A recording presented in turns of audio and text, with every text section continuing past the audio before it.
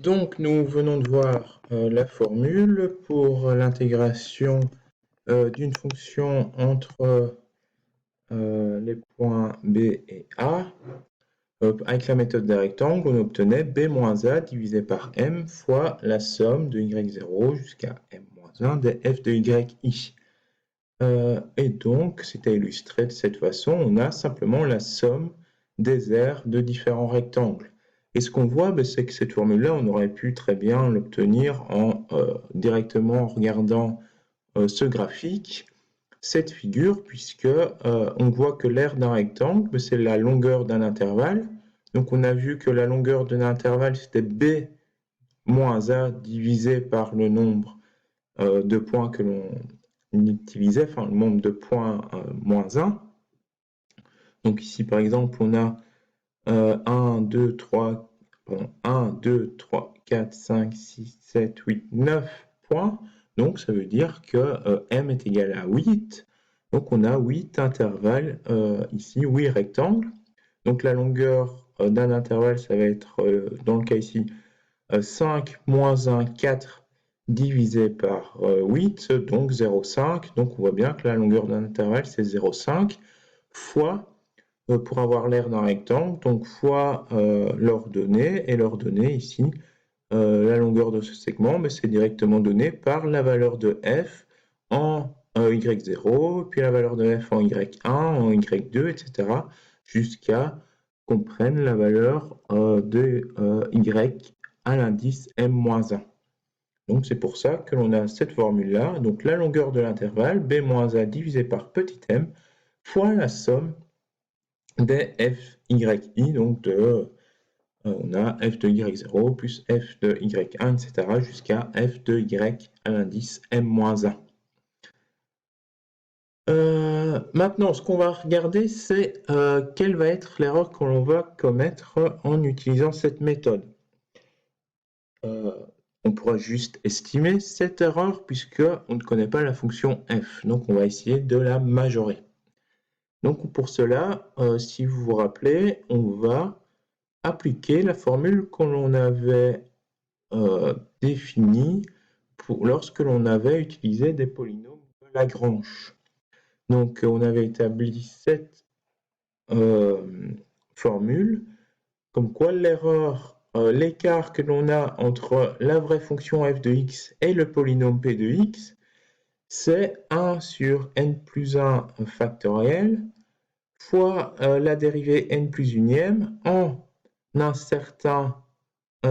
certaine valeur état comprise entre a0 et an de la fonction phi de x qui était x moins 0, etc. jusqu'à x moins an.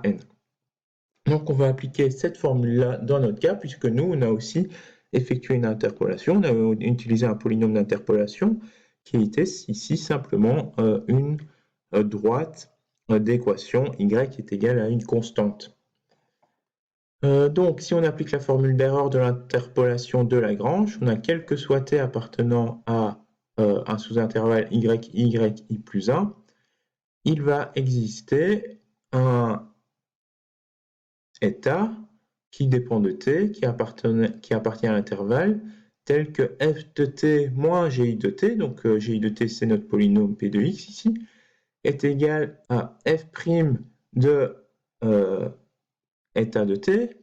Donc f', pourquoi on prend prime? Puisque ici on a un polynôme de degré 0, donc n vaut 0. Donc ici on n'utilise qu'un seul point, donc c'est juste 1 à 0, puisqu'on utilise une droite d'équation y est égal à une constante, donc c'est de degré 0, fois donc phi de x, le phi de x ici, mais ça va être simplement t moins a0, donc ici t moins yi, le a0 maintenant c'est yi, fois 1 divisé par n plus 1 factoriel, n vaut 0, donc on a simplement 1 divisé par 1, donc on a 1.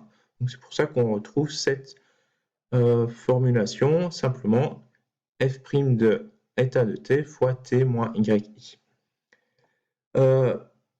Pour avoir donc la valeur de l'erreur, on va soustraire la valeur approximée à la vraie valeur. Donc si c'est la vraie valeur, entre yi plus 1 de l'intégrale, moins ce qui va être donné par l'approximation, donc c'est l'aire du rectangle, donc b moins a divisé par m fois f de yi, c'est égal donc à cette erreur-là, à yi jusqu'à l'intégrale de yi jusqu'à yi plus 1 de la dérivée première de n de t fois t moins yi. Donc on va devoir intégrer cette fonction pour essayer d'exprimer l'erreur que l'on va commettre. Donc c'est ce qu'on va faire. Malheureusement, on ne connaît pas f. Si on connaissait f, on pourrait directement déterminer l'erreur, mais on ne la connaît pas. Donc ce qu'on va faire, on va essayer de borner cette erreur et on va appeler grand M la plus grande valeur de la valeur absolue de la dérivée première de f. Donc c'est un suprémum sur l'intervalle AB de f. Et donc, grâce à ça, donc c'est la plus grande valeur possible de f' de t en valeur absolue sur l'intervalle AB, on va pouvoir borner notre erreur. Donc l'erreur en valeur absolue sera inférieure ou égale. Donc on remplace donc la dérivée première de f en état de t par m. Donc ça devient inférieur ou égal en m fois donc l'intégrale avec les bornes yi plus 1 de la fonction t moins yi. Cette intégrale-là, on peut la calculer facilement, puisque donc ça fait la primitive de t moins yi, ça donne t moins yi au carré sur 2. On remplace le t par les bornes, donc on a yi plus 1 moins yi au carré divisé par 2. Et on obtient donc, comme yi plus 1 moins yi, c'est la longueur de notre intervalle qui vaut b moins a sur m, on a donc bien, on obtient bien m fois b moins a au carré divisé par 2 fois le nombre de points moins 1 qu'on utilise au carré. Ok. Donc voilà. Maintenant, voilà, c'est résumé ici ce que l'on obtient. L'erreur absolue, en valeur absolue, donc la valeur, là c'est la différence entre la vraie valeur moins ce que l'on va approximer, qu'on appelle IR, c'est inférieur ou égal à grand M fois B moins A au carré divisé par 2M. Et donc, si on veut avoir une valeur approchée de l'intégrale à epsilon près, il faudra donc que cette erreur-là soit inférieure à epsilon.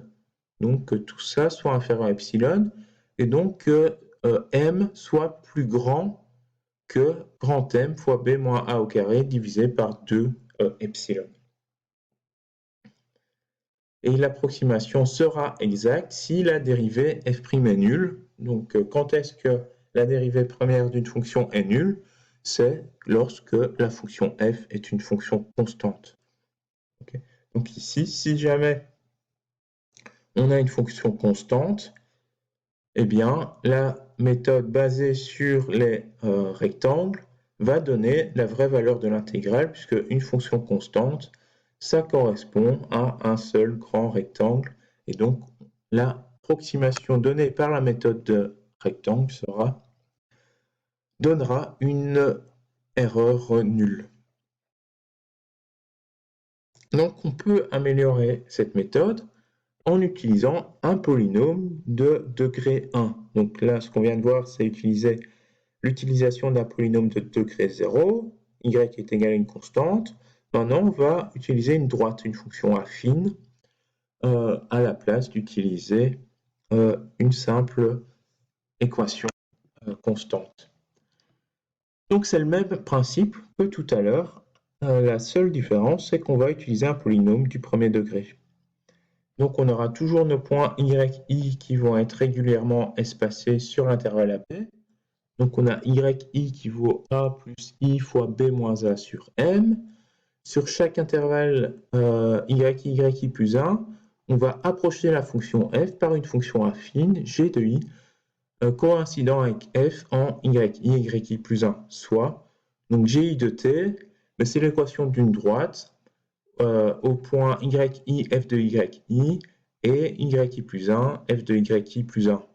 Donc ça donne f de yi plus le coefficient angulaire, donc c'est f de yi plus 1 moins f de yi divisé par yi plus 1 moins yi fois la variation, donc t moins yi. Donc g, c'est la fonction affine par morceau. Donc ça, c'est pour un gi de t, donc c'est pour un sous-intervalle. Et g, globalement, ça va être une fonction affine par morceau. Ça veut dire quoi? C'est un ensemble de fonctions affines qui va approximer notre fonction f. Et pour chaque morceau, pour chaque sous-intervalle, on va avoir donc une fonction affine reliant les points de coordonnées yi, f de yi. Ensuite, donc, on peut calculer la valeur que va être donnée par la somme de ces intégrales. Donc, il faut faire pour un sous-intervalle yi plus 1, il faut essayer de trouver la valeur de l'intégrale de gi de t. Donc, gi de t, c'est cette fonction-là. Donc, on remplace ici gi de t par ce qui était donné ici. Donc, on a l'intégrale entre i et yi plus 1 de ce terme-là. Donc, il faut bien faire attention à voir ce qui apparaît. Donc c'est tout ce qui est là qui a été mis ici. Donc, ça a été séparé en deux. Donc, on a séparé en deux. Il y a le t qui est ici, le t qui vient de là, et on a le moins yi, c'est le moins yi que l'on a ici. Donc après, on intègre, ça facilite l'intégration. On peut trouver une primitive de la fonction t. La primitive de t, c'est t carré sur 2. Ici, on a juste une constante, donc ça va être une primitive d'une constante, ça va être simplement la fonction t. Et puis après, on remplace par les intervalles, par les bornes, pardon, donc par yi plus 1 moins yi. Et donc, en effectuant les calculs, à la fin, on obtient cette expression-là. Donc, yi plus 1 moins yi divisé par 2 fois f de yi plus 1 plus f de yi. Et ça, yi plus 1 moins yi, c'est la longueur de notre intervalle. Donc, ça va être b moins a divisé par petit m. Et on a le 2, donc ça donne b moins a divisé par 2m fois la somme des deux valeurs données par la fonction au point y plus 1, yi. Et donc, comme l'intégrale sur l'intervalle, ça va être la somme des intégrales sur tous les sous-intervalles, on va faire la somme de tout ça. Et donc, on obtient b moins a sur 2m qui peut disparaître de la somme. Ça ne dépend pas des y. Et ici, on va simplement avoir, on voit qu'on va partir de la somme qui part de 0 jusqu'à m. Et donc, ce qu'on voit, c'est que le premier élément, f de y0, va apparaître une seule fois. Par contre, quand on passe à à l'intervalle d'après, on aura y1 qui vient de l'intervalle d'avant et y1 du nouvel intervalle. Donc, on aura f de y0 plus 2 fois f de y1, etc. jusqu'à ce que l'on obtienne 2 fois y à l'indice m-1 plus f de ym qui est compté qu'une seule fois puisque c'est le dernier élément du dernier intervalle qui apparaît qu'une seule fois. Donc c'est résumé ici, on voit bien, on a à chaque fois un trapèze qui apparaît, donc on voit les trapèzes qui apparaissent, et donc on voit aussi que ce point-là intervient deux fois dans le calcul. Il intervient pour calculer l'aire de ce trapèze-là, et il intervient aussi pour calculer l'aire de ce trapèze-là. Donc, simplement, cette formule-là symbolise le fait que l'on a la somme des aires des différents trapèzes pour approximer la valeur de notre intégrale de la fonction f, ici en rouge, qui n'est pas connue.